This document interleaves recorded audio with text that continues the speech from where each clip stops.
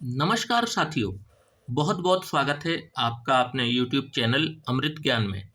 साथियों, आज का जो विषय है वो काफ़ी रोचक और ज्ञानवर्धक तो है ही, साथ ही काफ़ी गंभीर भी है। साथियों, विवाह जो कि हिंदू धर्म के प्रमुख 16 संस्कारों में से एक संस्कार होता है। युवा और युवतियां उम्र का एक ऐसा पड़ाव उनके जीवन में आता है जब वे अपने जीवन साथी को लेकर के बहुत उत्सुक रहते हैं और भविष्य के सुनहरे सपने भी देखते हैं। विवाह आजकल काफ़ी देरी से भी होते हुए देखे जाते हैं।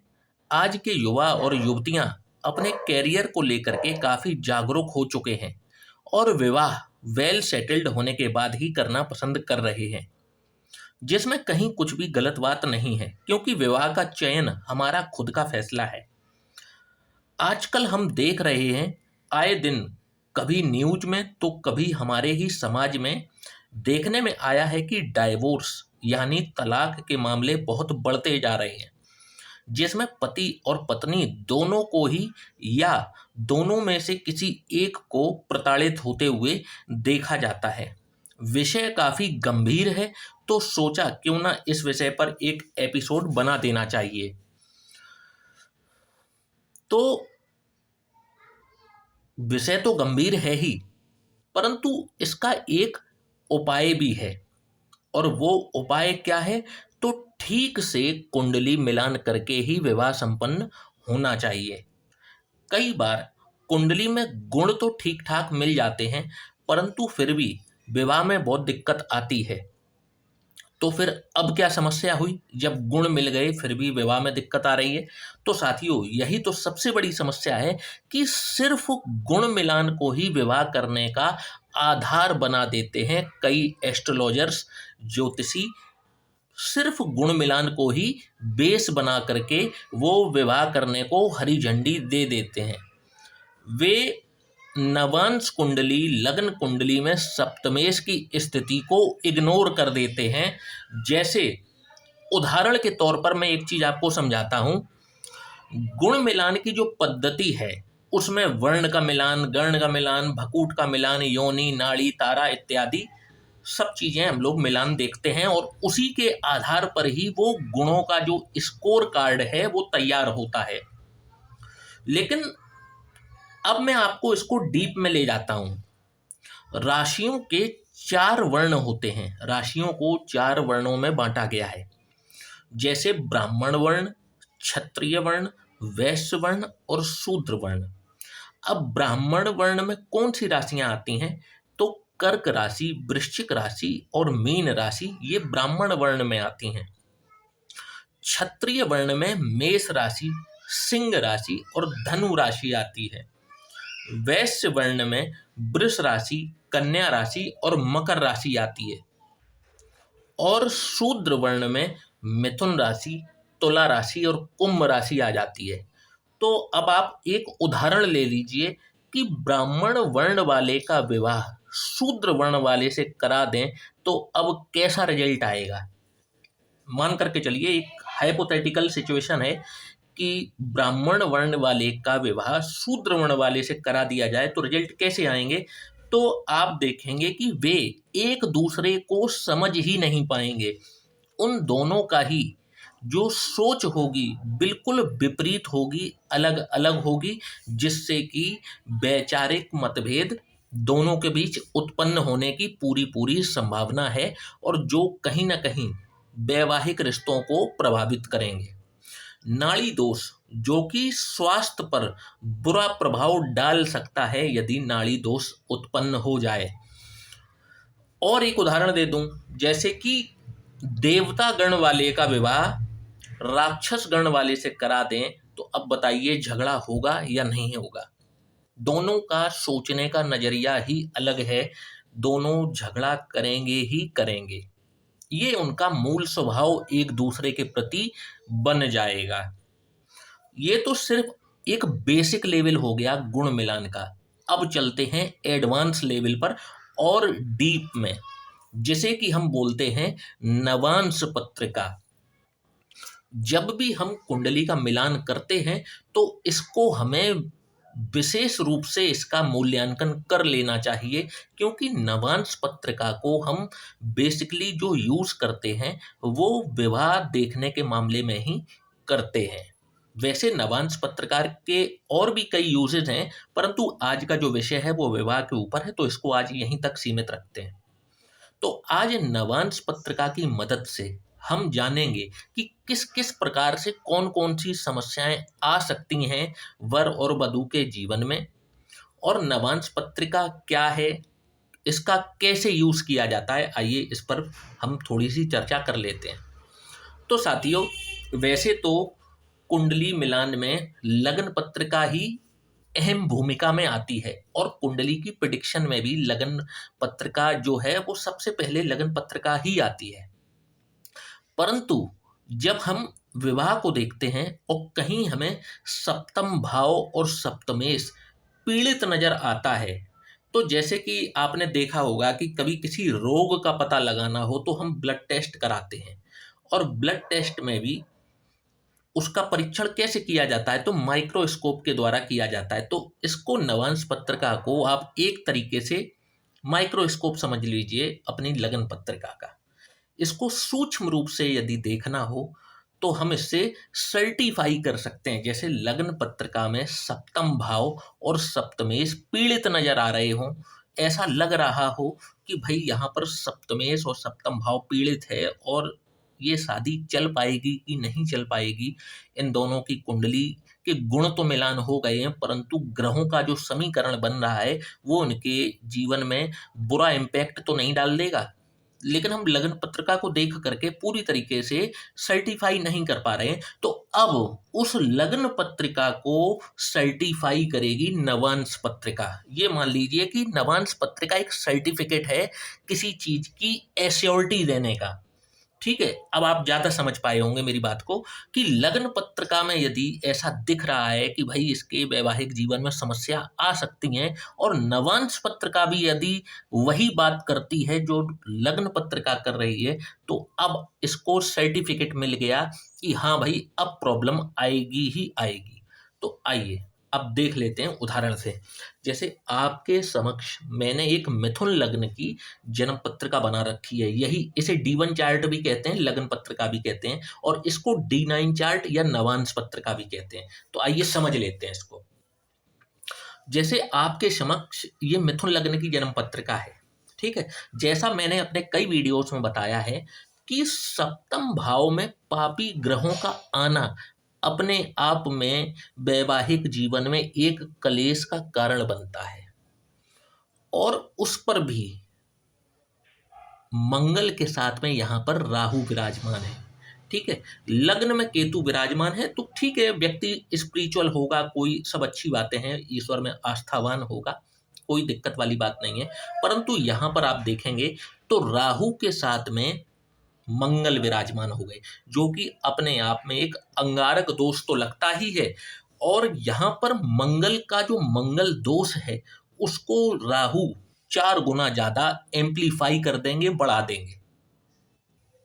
तो अब यहाँ पर राहु और मंगल की स्थिति को देख करके दिमाग में संशय उत्पन्न हो गया कि भाई वैवाहिक जीवन में समस्या तो दिख रही है, स्पष्ट रूप से दिखाई पड़ रही है कि सप्तम स्थान में राहु और मंगल की युति, एक तो राहु का सप्तम भाव से जुड़ना ही अपने आप में कलेश का कारण बन जाता है, ऊपर से जातक हो गया मंगली, और इस मंगल दोष को राहु ने कर दिया 4 गुना अधिक। ठीक है, और यदि बात की जाए तो मिथुन लग्न में मंगल अति मारक भूमिका में होते हैं। मिथुन लग्न में मंगल अति मारक भूमिका में होते हैं। ठीक है, तो एक तो अब ये कारण हो गया कि भाई इस विवाह को हरी झंडी देना मतलब कि वर और वधू को मतलब लड़ाई झगड़े में झोंकने के बराबर हो गया। एक तो ये। अब दूसरी चीज आप देखेंगे तो गुरु, जो कि यहाँ पर सप्तमेश बनते हैं, एकादश भाव में विराजमान हो करके अपनी नवम दृष्टि विवाह स्थान पर डाल रहे हैं। अब जैसा कि मैंने गुरु के बारे में भी बता रखा है कि गुरु जिनकी दृष्टि में अमृत है, जिस भाव पर पड़ती है, उस भाव से संबंधित अच्छे फलों को ये बढ़ा देते हैं और बुरे फलों को कम करने की पूरी कोशिश करते हैं। अगर एक अगर इनका मूल स्वभाव अगर देखा जाए तो ये देखिए विवाह के नैसर्गिक कारक भी हैं, और विवाह के नैसर्गिक कारक होकर के विवाह स्थान पर ही इनकी दृष्टि जो है, अब जो यहाँ पर ये दोष उत्पन्न हो रहा था उस दोष को कम करेंगे। कहते हैं कि एक बलवान गुरु बृहस्पति अगर कुंडली में अच्छे विराजमान हो जाए तो कुंडली के सैकड़ों दोषों का शमन कर देते हैं।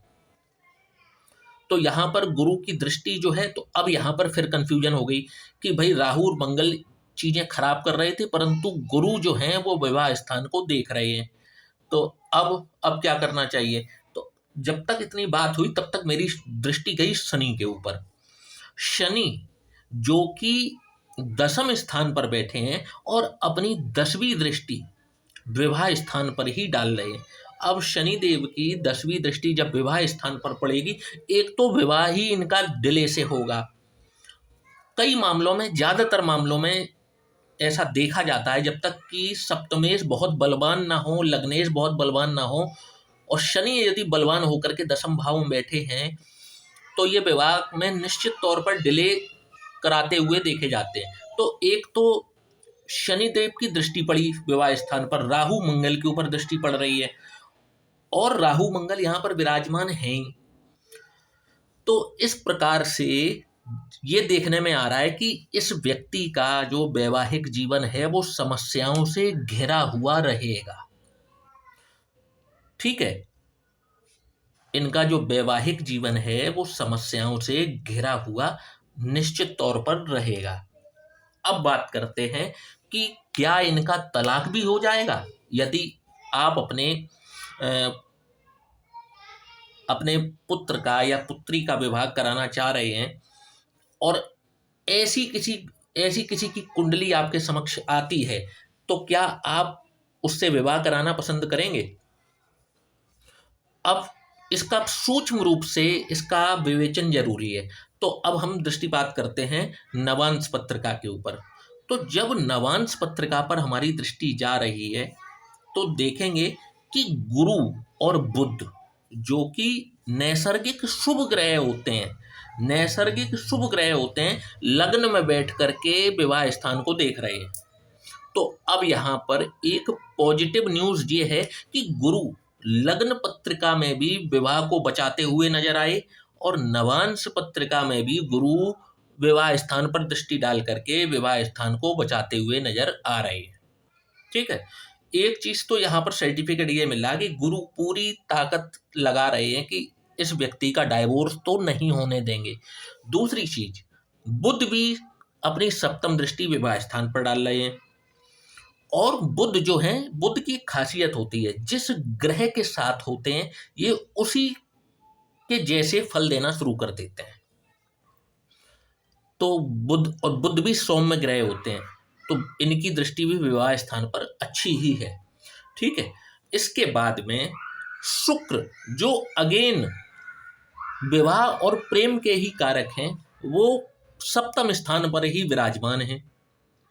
तो अब ये तीसरी पॉजिटिव न्यूज कि यहाँ पर गुरु बुध और शुक्र जो हैं ये विवाह स्थान को मजबूत बना रहे हैं। कहीं ना कहीं ये इंडिकेशन दिखा रहे हैं कि भाई लग्न पत्रिका में राहु और मंगल की युति लड़ाई झगड़ा तो दिखा रही है और शनि डिले भी दिखा रहे हैं, परंतु यहाँ पर अन्य ग्रह जो हैं जैसे गुरु शुक्र और बुध ये विवाह को बचाते हुए भी नजर आ रहे हैं। तो अब हम एक कंक्लूजन पर तो पहुंच गए कि इस व्यक्ति से विवाह यदि किसी का होता है, चाहे ये जातक हो या जातिका हो, विवाह होता है तो लड़ाई झगड़े तो शादी में देखने को मिल सकते हैं, विवाह में देखने को मिल सकते हैं, परंतु ये कंडीशन डाइवोर्स की तरफ नहीं जाएगी। यहाँ पर तलाक नहीं होगा क्योंकि अन्य ग्रह का सपोर्ट है इस कुंडली में। अब क्योंकि ये सिर्फ एक ही व्यक्ति की कुंडली है, चाहे ये लड़की हो चाहे ये लड़का हो। अब जब इसका विवाह कहीं तय करेंगे तो सामने वाले जातक या जातिका की कुंडली का भी विश्लेषण हम इसी प्रकार से करेंगे।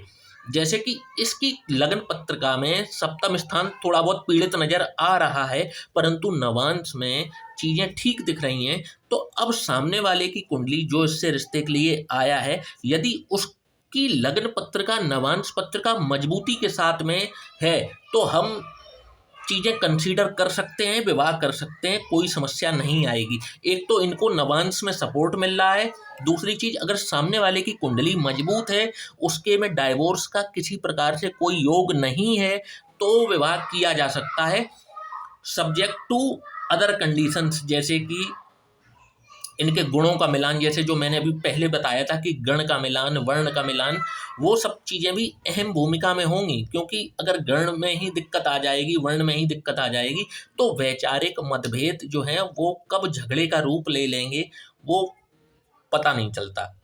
ठीक है, तो इस प्रकार से कुछ आज हमने जो चर्चा की है वो नवांश कुंडली के ऊपर की है, D9 चार्ट के ऊपर की है, कि कैसे हम इसका सर्टिफिकेट लेते हैं। लगन पत्रिका में यदि हमें समझ में नहीं आता वैवाहिक स्थिति का, तो नवांश पत्रिका का सपोर्ट हम किस प्रकार से ले सकते हैं। आशा करता हूँ कि आज का ये वीडियो आपको पसंद आया होगा, तो वीडियो को लाइक और चैनल को सब्सक्राइब करना बिल्कुल भी ना भूलिएगा। और यदि आप भी अपनी कुंडली का विश्लेषण करवाना चाहते हैं तो नीचे दिए हुए इस व्हाट्सएप नंबर पर आप हमसे संपर्क कर सकते हैं। जय श्री राम।